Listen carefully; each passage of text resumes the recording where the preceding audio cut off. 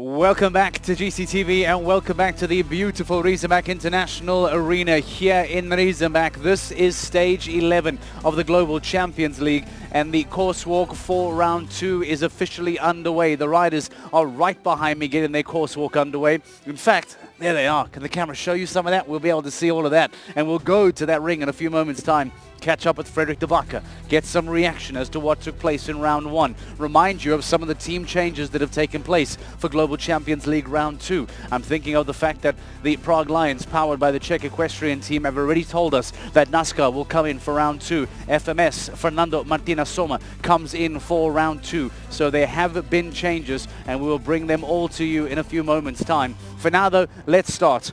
GCL round 1 results. This is how it looks now going into the second round. This crucially is how the teams line up at the end of Global Champions League round 1. A single time fault for Christian Kuckuck and a clear from Philipp Weishaupt leaves Riesenbeck International in the provisional lead. But they are somewhat in no man's land if a single fence goes down. Paris Panthers, Geir Freeling jumping a 4 in round 1. A clear from Ben Meyer on Ginger Blue in round 2 keeps them in a very strong position. And then from an overall top 4 perspective, the Saint-Tropez Pirates staying very strong, keeping the pressure on the rest. Prague Lions, I'm afraid, having that 8 in round 1 keeps them slightly behind. But it's the difficult day of the Stockholm Hearts powered by H&M, that 12 collectively of Olivia Philipparts and Marlon Bayer-Johnson that puts them under pressure and all effectively but ends their top 4 fight. Does it mean that it's a guarantee that the Stockholm Hearts will not make it into the GCL Super Cup semi-finals? Of course not. But as it stands now, based on the table, based on the standings, and based on a 12-score penalties from GCL round 1, many would imagine that from here, going into the GC Prague playoffs in November later this year, the Stockholm Hearts powered by H&M may well not be inside that top 4. Let's talk about one of the big surprises of Global Champions League round 1, and that is of the Mexico Amigos. One of the, if not in fact, the youngest lineup of the weekend with an average age of just 23 years. Tom Watchman and Muda Ziada jumping clear and 4 to put them as one of the surprising teams on 4. We caught up with young Tom Watchman. Tom, very well done. First to go for your team. How do you rate that performance? Yeah, I was delighted. The horse jumped really well. I was delighted with him. The plan we walked came up exactly kind of as we walked it, so no, very happy. And for round 2, any changes in the team? I think Hansi Dreyer will jump instead of Muda, but I think that's what we discussed earlier anyway, so I'm going to ride the same horse. So we'll see you back in round 2? Yeah, hopefully. Again, congratulations on your gold medal win at the Europeans. Thanks very much. Do you think that gave you extra confidence going into the Global today? Yeah, I suppose it's kind of a sport where it's all about what role you're on, and no, it definitely helped. Well, very well done, and best of luck for round 2. Perfect, thank you. Thank you. Just 18 years of age, outstanding performance from young Tom Watchman, jumping superbly well. And his brother, in fact, so close to making a double family clear. I'm afraid it was not the case, though, as a little bit later on, as the two teams continued to go head-to-head. It was Max who then came home on a 4. Now, the Shanghai Swans were the final team to come out in Global Champions League round 1. Daniel Deusser jumping on Bingo Setemel, by the way, which was absolutely brilliant to see them back. Then alongside Max Kuhne and Electric Blue P, they were potentially looking at the lead. They were potentially looking to become the only team on double clear. Daniel Deusser producing just his second clear, adding a stride there to the final fence as well. Looking to become the only team on double clear. Bingo Setemel jumps a clear, and then Max Kuhne, I'm afraid, unable to repeat that. Electric Blue P taking a fence down, and with that, Shanghai Swans then find themselves on 4. They do not take the provisional lead, but they do find themselves in a good position for a podium, and they have been trying to increase momentum, turn up the momentum, and if podium today, that will be a very, very good result for the Shanghai Swans team.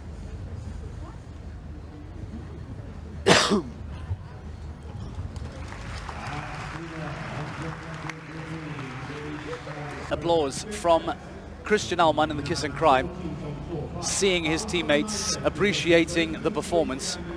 And whilst it was not perfect, it was indeed still very strong from the Shanghai Swans, who now put together 4 penalties from Global Champions League round 1. But this wonderful championship battle between the Paris Panthers and the Riesenbeck International continues to go down the wire. Paris Panthers jump a 4, Riesenbeck International jump a 1, and they continue this 2-horse race for the 2023 season. Let's start with the Paris Panthers, who with Jur Freeling and Ben Meyer came out with a really strong lineup. Jur Freeling and Fumicino was the first man out for the team. And late in the round, so much so in fact that up to the final fence, it looked to be a clear for Jur Freeling. And unfortunately for him and for Fumicino, that rail going down on the final line, that final fence taking him to a score of 4 penalties, denying him the clear. Ben Meyer then on Ginger Blue, looking to go on and go just one better, keep it slightly tidier. And Ben Meyer on Ginger Blue, jumping clear, keeping the team on 4 and keeping the pressure on Riesenbeck International, who were to come in a few moments' time. The Istanbul Warriors then followed shortly, but the Riesenbeck International were then the next team to come. Ben Meyer, unlike Jur Freeling, keeps the fence up, stays on a clear, and leaves the Paris Panthers on a score of 4. From that moment, the ball was then in the court of Riesenbeck International. They knew that they had to keep it tidy, they had to keep it clean, and they knew that the pressure was on. So, in steps, Philipp Weishout, in steps, Christian Kuckuck, both jumping 2 9-year-old horses in Global Champions League Round 1, somewhat of a theme that we've been seeing develop over the last few weeks. Well, let's show you what took place with Riesenbeck International, your championship leaders. Just be gentle, 4 out of 5 clears coming into this round. Looked to be clear. Did not have a single fence going down, Christian Kuckuck, the leading rider in Global Champions League this season. And here, knowing that it was the time penalty maybe creeping up, 78, 79, and just creeps in to 80.40. It gives him the time penalty. And with that, Riesenbeck International found themselves on a score of 1 penalty. This meant that Philipp Weishout had a slightly trickier round to go, knowing that a single fence down would then take them into either the realms of 5s or 9s if multiples were to fall. Zinedine, 2 out of 2 clear in Global Champions League thus far this season. And Weishout on this 9-year-old makes sure that he keeps all the fences up. And unlike his teammate Christian Kuckuck, makes sure that he stays inside the time allowed. Tight on that rollback. And now approaching that final line, coming into the final fence, well within the 80 seconds allowed, keeps the fences up, stays clear, and puts Riesenbeck International now in the leading position.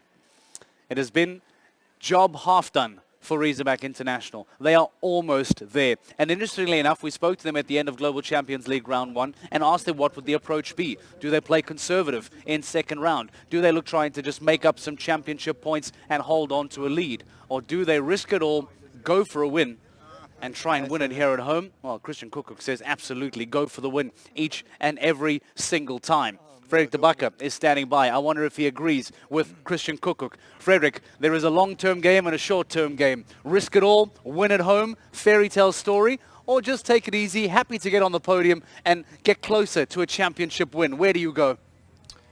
A very comfortable position. You know, they know exactly what they have to do. Yep. We've spoken already a lot of times about team managers giving indications. You need to get that time. This is the result that you need. They know what they have to do. They have to jump double clear. That's how easy it is. It's no longer about the combined time. If they have a fence down, they drop behind all those teams on 4 penalties. So for Riesenbeck International, this is in the most bizarre way the easiest position they've ever been in. It's also the riskiest because every rail now might even throw them off the podium. But in terms of tactics or how they have to approach this, it's never about pace. They never have to worry about the speed, about combined time. They can just have to jump that double clear and they can take all the time they need. They can even take time penalties in this second round, which would be a one-off, I think, that a team would win it on just time penalties. And interestingly enough, it's almost the exact opposite, if not somewhat similar, of Paris Panthers, where now the ball is in their court. They jumped first in Global Champions League Round 1, left it at the doorstep of Riesenbeck. They responded, and now I can say to Paris Panthers, you want to go win it? You want to blow the lights out? Pressure is on you. How do Paris Panthers play this this, surely they know that they have to push for victory, but there are risks involved there, aren't there? Absolutely. I haven't seen any start list yet about who is coming in, which horses are being swapped. I don't see a Paris Panther around me. Yeah, I think we have. Let's just ask. Your feeling is over there. Let's just run over to Jur. I'm sorry. I'll let you blow your nose first. That is courtesy of GCTV. Jur, I haven't seen a start list. What is Paris Panthers doing in terms of lineup? Ben and me are both riding again. Which horses? Long John and Ben, It changes. I think Dallas. And Dallas Vegas. Jur, we were talking about the approach of Riesenbeck. It's very easy for them. They have to jump double clear. Don't have to worry about the time allowed or the combined time because they've got that time penalty. For you, it's just the same. It's not about combined time. It's about jumping double clears. Yeah, but okay, there are more on 4 faults, so we have to go a little bit in a rhythm, not too slow. Maybe a little bit less than the last round I took on the last fence.